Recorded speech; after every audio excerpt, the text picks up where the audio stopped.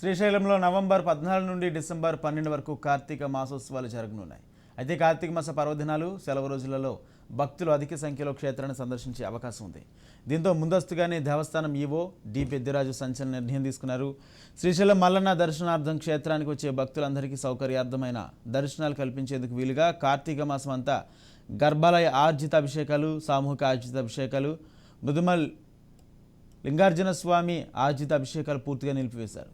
అదేవిధంగా కార్తీక మాసంలో రద్దీ రోజులో శ్రీ స్వామివారి సర్వదర్శనం కూడా పూర్తిగా నిలుపుదల చేశామన్నారు. కార్తీక మాసం అంతా సామూహిక గర్భాలయ అభిషేకాలు పూర్తిగా నిలుపుదల చేయగా కార్తీక శని, ఆది, సోమ, కార్తీక పౌర్ణమి, ఏకాదశి రోజుల్లో సర్వదర్శనాలు కూడా రద్దు చేశామన్నారు.